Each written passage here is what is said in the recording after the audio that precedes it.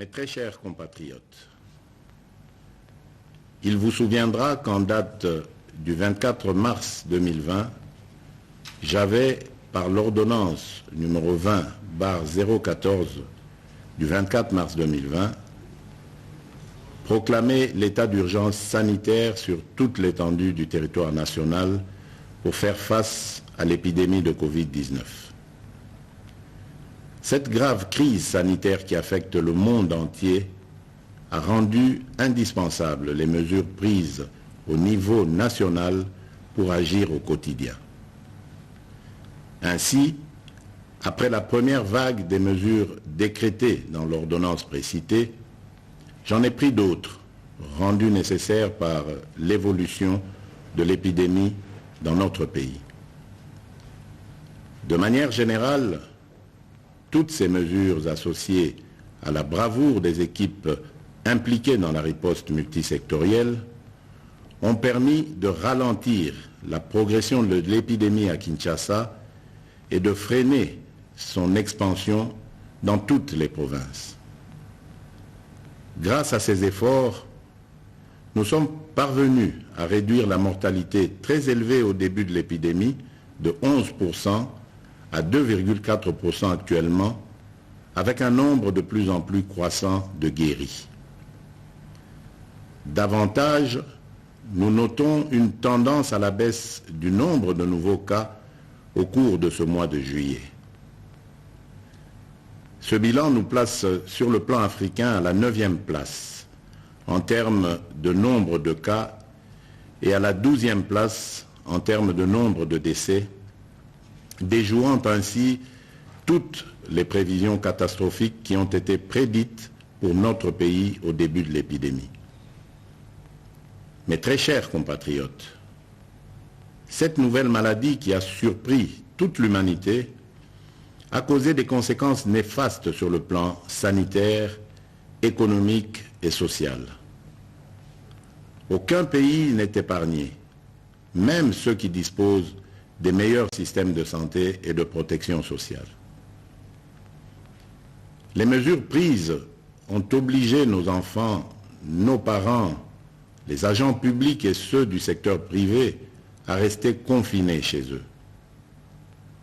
Elles ont impacté et continuent d'impacter sur le fonctionnement des institutions de la République, sur les entreprises publiques et privées, ainsi que sur les relations bi- et multilatérales.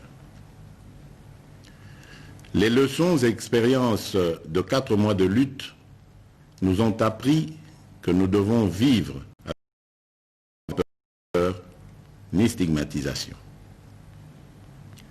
Nous devons ainsi adapter nos stratégies de lutte et de prévention contre ce fléau en tenant compte de cette évidence.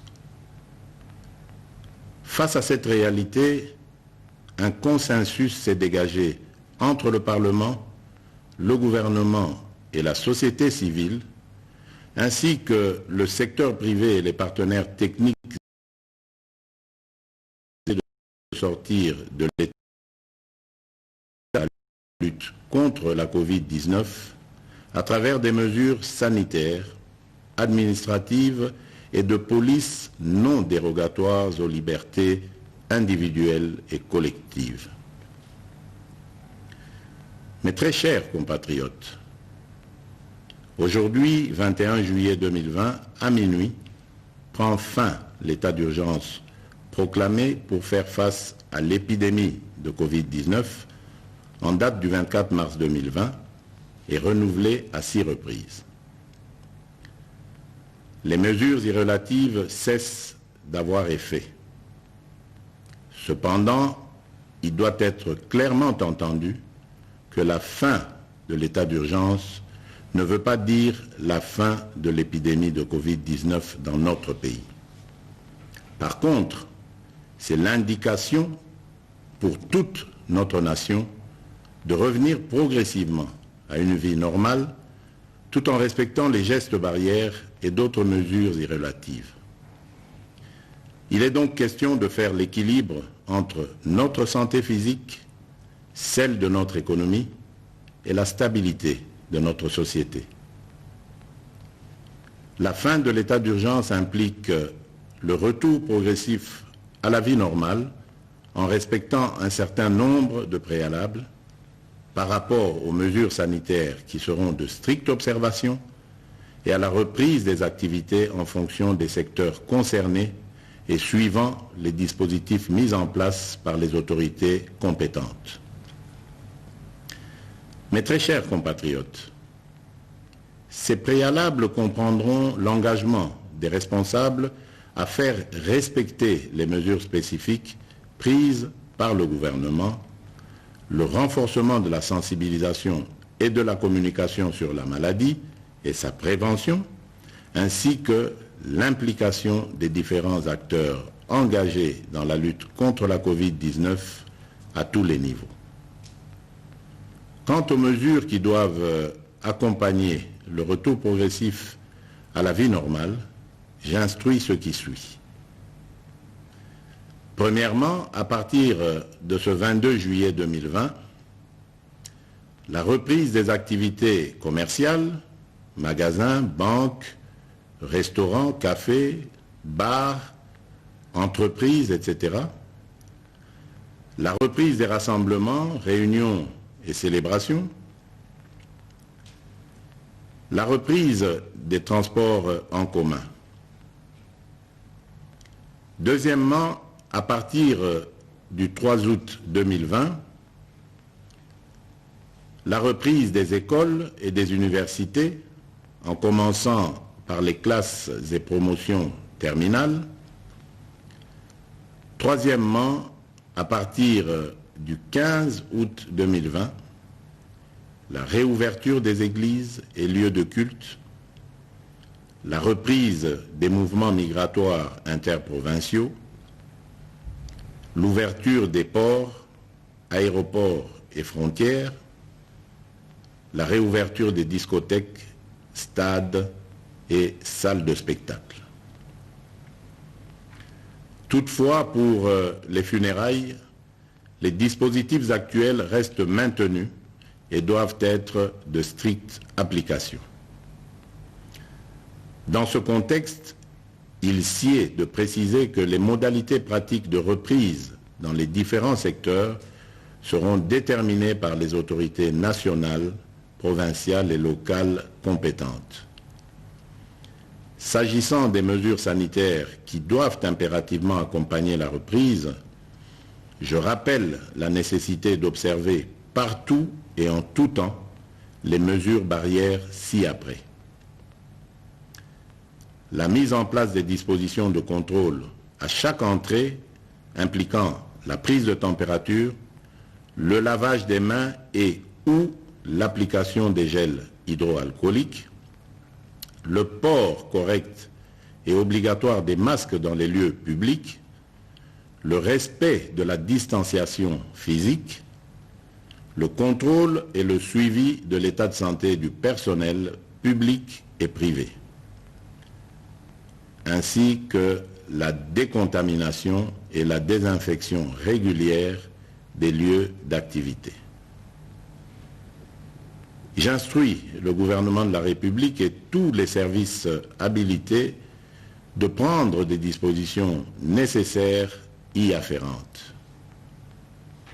Aussi, je réaffirme mon engagement à la mise en œuvre du programme multisectoriel d'urgence et d'atténuation des impacts de la Covid-19 en République démocratique du Congo que j'ai lancé le 18 juin 2020.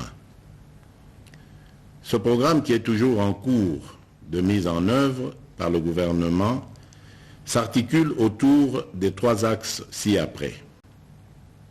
1. Riposte, surveillance et renforcement du système de santé. 2. Soutien à la stabilité économique et relance de la macroéconomie. 3. Atténuation des risques et soutien aux populations.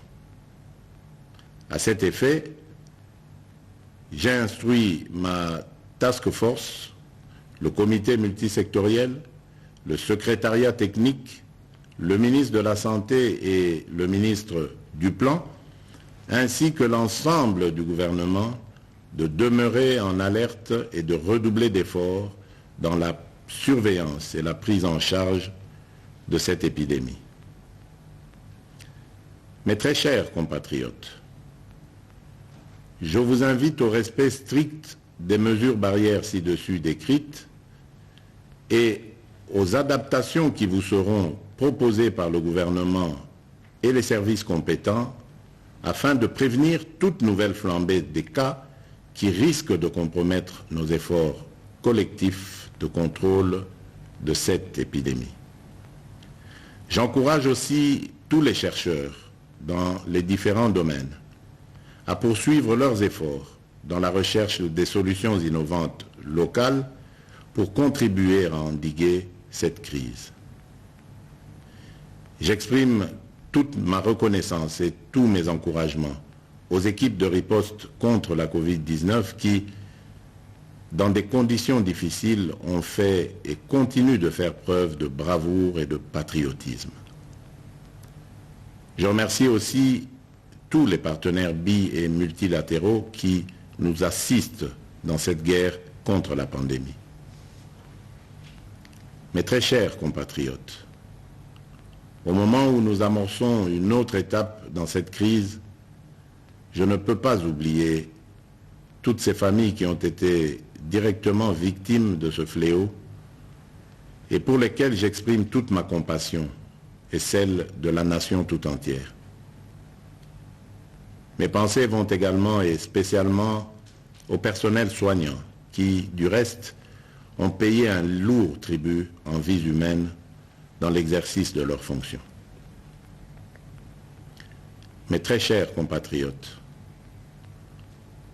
notre devenir et notre avenir dépendront de notre conscience, de notre comportement, de notre discipline et de notre solidarité, sans oublier notre profonde confiance et notre foi en la grâce divine. Que Dieu bénisse la République démocratique du Congo. Je vous remercie.